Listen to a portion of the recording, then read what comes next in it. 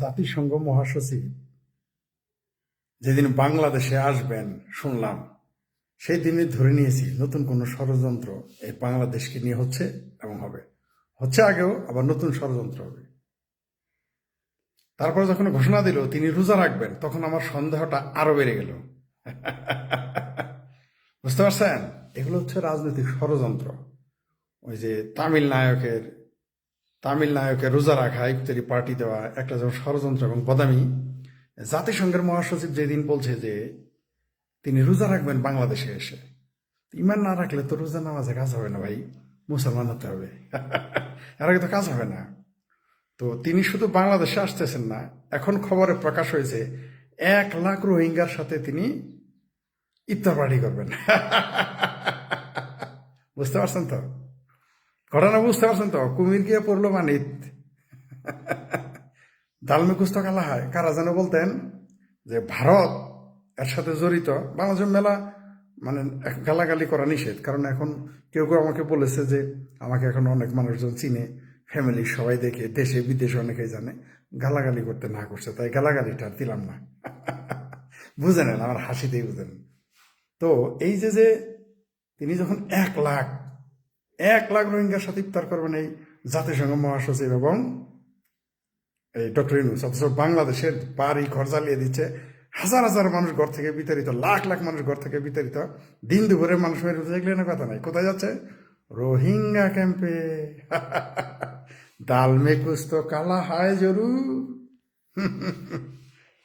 তো বাংলাদেশের অনেক মুসলিম প্রেমী স্বীকার করছে, ঠিক আছে, বলছে যে রোহিঙ্গাদের নাকি ভারত নাকি এর সাথে জড়িত। তো ভারত যদি জড়িত হয়, জাতিসংঘের মহাসচিব কিভাবে গেল? কি শোনাচ্ছেন এরা? ভারত যদি জড়িত হয় রোহিঙ্গাদের সরানোর জন্য, চিন্তা তোমাদের ভাসুর নাম তো নিবা না, ঠিক আছে? জমিনের নাম তো নিবাই না, তোমাদের ভাসুর, ঠিক আছে? তোমার ভাসুর নিবা না, সৌদি আরবের নাম নিবা না, রাশিয়ার নাম নিবা না, ওইগুলো তো তোমাদের ভাসুর হয়। রাশিয়ার নাম মাঝে মধ্যে নেয়, কিন্তু এর নাম নেয় না। এখন ঘটনা হইল যে ষড়যন্ত্র কিন্তু বাংলাদেশ নিয়ে হচ্ছে। অলরেডি তারা যে প্ল্যান করেছে, ভারত থেকে একটা দেশ বের করবে, বার্মা থেকে একটা দেশ বের করবে, পাকিস্তান ভেঙে যাবে, এগুলো কিন্তু চলতেছে। যেদিন তালেবানেরা আমেরিকানদের সরিয়ে দিয়েছে বা আমেরিকানরা চলে গেছে, সেদিনই আমি লিখেছিলাম এবং বলেছিলাম যে এই যুদ্ধ বাংলাদেশে আসবে।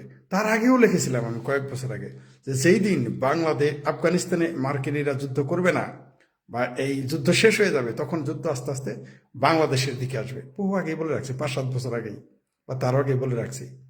তো এই যে এইখানে জাতিসংঘ গেল, কত পিরিতি, বাংলাদেশের জনগণের কোনো চিন্তা নাই, উঠল রোহিঙ্গা নিয়ে চিন্তা। আবার ওদিকে সৌদি আরব বলছে এদের পাসপোর্ট দাও। কি বুঝলেন? ওদিকে আবার সৌদি আরব বলছে এদের পাসপোর্ট দাও, আর অধিকাংশ বাংলাদেশের পাসপোর্টে চলে গেছে সৌদি আরব। সৌদি আরব যাচ্ছে, খোঁজ নিয়েছেন কি আপনারা জানেন? আল্লাহ জানে বাংলাদেশ নিয়ে আসলে কি কি রাজনীতি হইতেছে।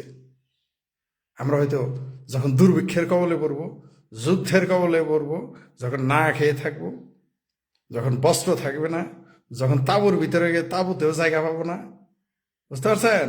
যখন বিদেশি ত্রাণের উপরে সহযোগিতা নির্ভরশীল হয়ে যাব, তখন বুঝতে পারবো। বা তারপরেও কিছু লোকের আকল হবে না।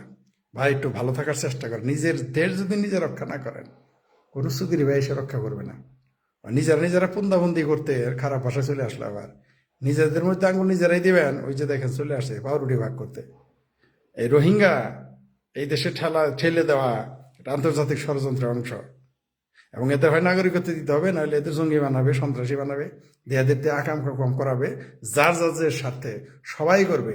অলরেডি সেখানে জিহাদি, হিজবুত তাহরির, জামাতি জঙ্গি, হেফাজতি এবং অন্যান্য জঙ্গিরা চলে গেছে অলরেডি। তাদের ক্ষেত্রে ব্যবহার করা হচ্ছে। এরা কিন্তু মূর্খ, এরা কিন্তু কোনো কিছু বোঝে না, সহজ সরল। কিন্তু এটা ঠিকই বুঝে কন্ডমের মধ্যে লবণ রাখে, কন্ডম ইউজ করে না। বুঝতে পারছেন? এটা ঠিকই বুঝে এই মূর্খগুলো, যে এই রোহিঙ্গা মূর্খগুলো বুঝে। তুরস্কের নেতা এসে নাকি তাদের জমি কিনে দিয়ে গেছে। এবার জাতিসংঘ মহাসচিব আসছে না, এদের কি ছড়াবে জানেন? বলবো জাতিসংঘ মহাসচিব বাংলাদেশ লিখে দিয়ে গেছে, এগুলো বলবে এরা। আর আস্তে আস্তে এদের কিভাবে ব্যবহার করবে সেটা। তবে সাধু সাবধান, দাল মেঘুজ কালাহা। আমি কিন্তু অন্য কিছু দেখতেছি, বাংলাদেশের ভবিষ্যৎ আরো প্রকট হয়ে আসতেছে সামনে।